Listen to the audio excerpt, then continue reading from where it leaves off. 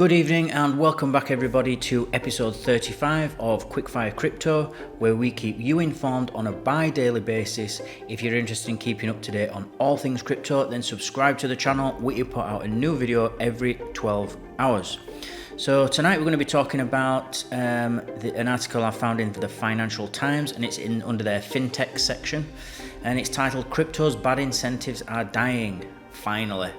And this is going to be about Charlie Munger and things that what he's had to say is a big skeptic, a big cynic of crypto, and doesn't like it at all, and he's been very vocal about it. For those of you that don't know, Charlie Munger is he's the vice chairman of Berkshire Hathaway, and he's one of the richest men in the world, probably in the top 10. So this is by Jill Gunter. And let's jump straight in. Jill Gunter is a co-founder of blockchain company Espresso Systems. Previously, she was a venture capitalist focused on crypto. She started her career as a trader at Goldman Sachs. Charlie Munger is very quotable. Some of the things he has said that have stuck with me are crypto is an investment in nothing, and crypto is like some venereal disease. I've also heard his partner at Berkshire, Warren Buffett, say that crypto or Bitcoin is rat poison squared. So they really don't like it. To be honest, Munger's assessment of the crypto industry as it has developed over the past 5 years doesn't actually strike me as unfair. The Hindenburg of Sam Bankman-Fried's FTX is only the latest in a long succession of digital asset disasters that have burnt investors. However, these catastrophes have not been a result of the underlying technology being fundamentally bad or broken or evil. Rather, they are the result of another Munger maxim: show me the incentive and I will show you the outcome. And what he's saying here is that it's very easy in crypto to create your own token and your own money. For example, you could use the ERC20 token protocol on the Ethereum blockchain and just create a token. Now, it's worthless unless somebody decides or the market decides it has value. But if you can market it and you can get it out to enough people, and it can become something of value. So it's financial value, and I'm saying that from a purely speculative point of view. It doesn't have any world use. It has no real use cases that you can do anything with it other than to make money, and so that's not very useful. So I think that's what Charlie Munger's getting at here. He's saying that there's no useful side to crypto. It's just a money-making scheme, and it's just about pure speculation. And Warren Buffett has also said that if you buy Bitcoin, all you are hoping to at the end of the day is sell it to a greater fool later on down the line. That is to buy it at one price now and to sell it for more later. It hasn't done anything in that time. It hasn't provided any services like a business would, because these guys invest in businesses, obviously, and businesses, as far as they're concerned, are very productive organizations. And so there is no greater fool that comes out along later. Even their own company can be buying its own stock back, if they really believe in it and if they're profitable, obviously. So I think it's Charlie Munger saying that crypto is just not productive, and so it's a waste of money. It's a pure speculative play, whereas the businesses that he invests in are not pure speculation. There is some element of speculation in there, but it produces, as do all good businesses. Since the early days of the crypto industry, the incentives have just been about making money. These incentives have, unfortunately, held the industry back from focusing on creating actual real utility, which is what we've just been talking about. In many cases, making money means quite literally creating your own currency, as Munger also derisively called crypto, while some looked at Bitcoin and said, wow, someone invented digital gold. A lot of people just looked at it and said, wow, someone just made up their own money. I could do that too. Dogecoin is a rebranded riff on Bitcoin's codebase, which on paper today has a valuation of almost $10 billion. That's its entire market cap. It is one of the earliest examples of someone making up their own token. Perhaps fittingly, the man who created Dogecoin as a joke has gone on to become a vocal crypto skeptic. So, for anyone that doesn't know, Dogecoin was literally created as a joke. It was almost called a meme coin. It was not supposed to have any value. It was just created just for fun. and that's why it's got a logo. The logo for Doge is actually a dog, so it's not supposed to create any utility. It was just for fun, basically, and just to say as a joke, we can do it. And they did it, but later on that has now accrued real value, and so now Dogecoin has a market cap of $10 billion. So Jackson Palmer has tweeted, I am often asked if I will return to, and this is the guy that created Doge, by the way. I am often asked if I will return to cryptocurrency or begin regularly sharing my thoughts on the topic again. My answer is a wholehearted no. But to avoid repeating myself, I figured it might be worthwhile briefly explaining why here. After years of studying it, I believe that cryptocurrency is an inherently right-wing, hyper-capitalistic technology built primarily to amplify the wealth of its proponents through a combination of tax avoidance, diminished regulatory oversight, and artificially enforced scarcity. Now, I couldn't disagree more with him. It is not a political movement.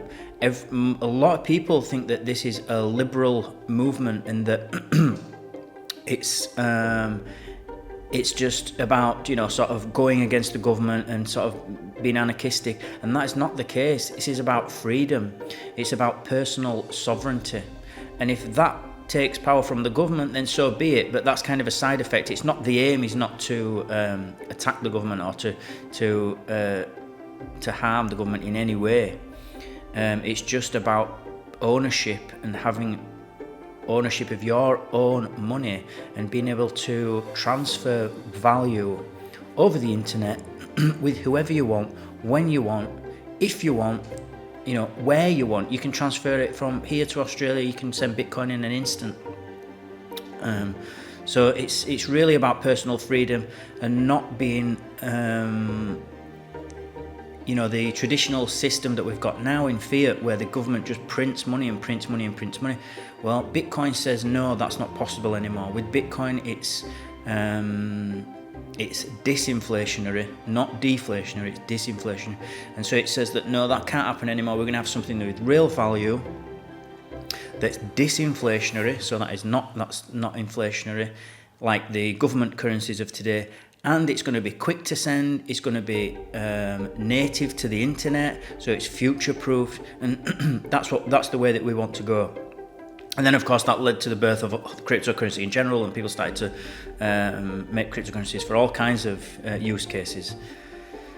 The altcoins like Dogecoin that were created in the early days of the industry gave way to the initial coin offering hype of 2017 and 2018, and I remember this, and there were just basically ICOs coming out for everything. You name it, it was coming out for all kinds of stuff, nonsense things, it was just basically just creating a token, and they would try to pay somebody to endorse that token, somebody well known in the community or on YouTube or some influencer, and it would be off. And the hype was, you only had to get it just slightly off the ground, and you would find that people were jumping in with both feet.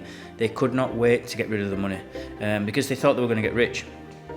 That turned out not to be true. These ICOs raised tens of billions of dollars in non-dilutive capital through the creation, issuance and sale of tokens, often without having created or delivered any working product. Some of these enterprises did go on to deliver on their promises and yielded meaningful returns, but many others, how shall I put this, they did not. This is an industry where a person can copy some code, superimpose the image of a good doggy on a yellow background, and create $90 billion of apparent market value at all-time highs. If this is the incentive, what did we expect in terms of outcome? And it's true that 90% of cryptocurrency is just nonsense. It's just a waste of money. The non-projects, they don't have any use case. They don't provide any value whatsoever. They've been created purely to make money, and purely for, say, the founders to create a token. You'll buy that token, and as you're buying it, they're using you as exit liquidity, basically taking your money from you. And that's what 90% of it is all about. Pump and dump, we call it. Whereas the other 10% of crypto, there are real, genuine use cases for the technology. It is truly, truly brilliant. So it's important to to make that distinction, because it's easy to see a number like 90% and think, oh well, it's all just a load of rubbish. In fact, the 10% more than make up for all the other rubbish that's being mixed in. Of course, so much of the energy in the crypto world has gone towards trying to create money out of thin air, whether in the form of dog coins or monkey JPEGs, instead of creating durable utility and real consumer value. For many people, if you can make hundreds of millions of dollars selling digital pictures of primates, you are not going to spend time asking hard questions about the utility of what you are offering. If you can get away with a money grab, you are not going to stick around to try and create value. There are many who today write off crypto as dead because it has not delivered any substantial mainstream utility despite over a decade of existence and tens of billions of funding dumped into the space. This is not quite fair though. Only a fraction of that time, energy and money has gone toward a meaningful search for utility. The incentives around the crypto markets have been toxic for years. Make token, watch number go up. That means create a token of your own and watch the price in dollars of that token go up. That's been the incentive so far, this lady's arguing. It is not all bad though. I'd argue that even amid the grift and money grabbing, there has already been some real value created by earnest projects. While these efforts have been more under the radar, resisting the temptation to get a quick cash out or sponsor sports teams, they have made strides to uncover actual applications for crypto's technology. At the same time that Dogecoin was being developed as a joke, a funny one at first, Zcash was making breakthroughs in applied cryptography to enable privacy for blockchain users. Zcash, for anyone who doesn't know, is a privacy token. So it's not the best privacy token out there, but it's one of the most well-known. And it uses ZK Snarks, a technology that uses zero-knowledge proofs to basically hide the user's amounts, addresses. So it's very difficult to trace for anyone who might be wanting to look in and see what you're doing with your money. The absolute best in privacy is Monero. There is nothing that comes close to Monero. The American government have put out a bounty even for companies that can crack Monero's cryptography. And I think if my memory is right, I think they put a bounty of $625,000.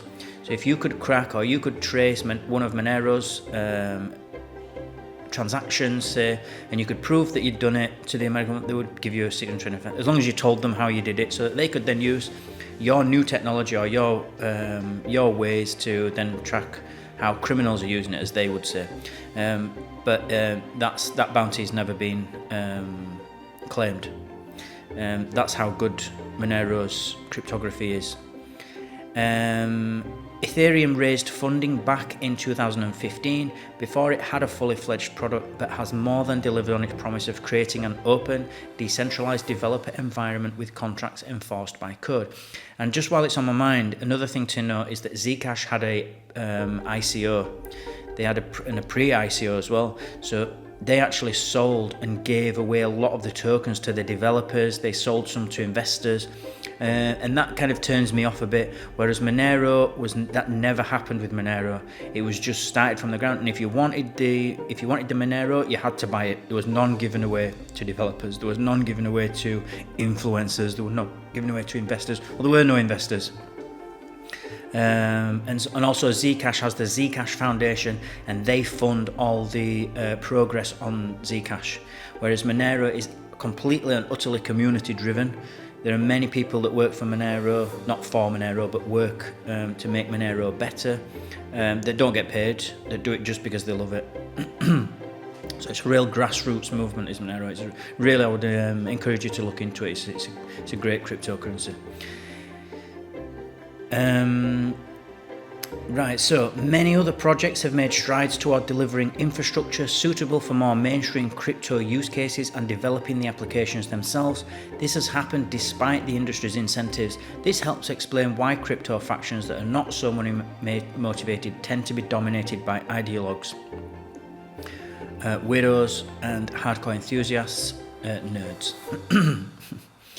Among the weirdos and nerds of crypto, sentiment over the last 2 weeks has been mixed. On the one hand, there is a real despondency that so much damage has been done to the victims of the FTX fallout, coupled with a sense of disgust with the state of the industry that rivals MUNGER's. On the other hand, there is optimism because as of last week, the party is over.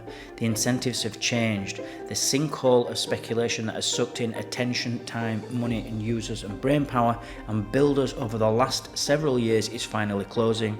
Perhaps an opportunity to focus on building products with real utility is emerging, something Munger might actually approve of. And that's one of the great things when you stop focusing on just making money in crypto.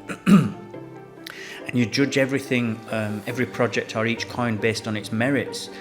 You stop caring about the money. You stop caring about if it goes, price number goes up or goes down in your USD value, and you start to be able to see, separate the chaff from the wheat, as you will, if you will, where you can start to see the projects that are pumping and dumping. You can see the projects that are, using you as exit liquidity and running away with money, or, an obvious telltale sign is when they have an amazing product, it's all hyped up, but you don't know who the founders are. You've no idea. They want to stay anonymous because they say, "Oh well, we want our privacy respected," and blah blah blah. But in reality, they're just going to run away with the money. So it's not good. And then you can also see the really good projects like Monero. There's other ones, like Bitcoin, Ethereum, Polkadot. These are really, really good, and they're solving real-world problems, and they're moving fast.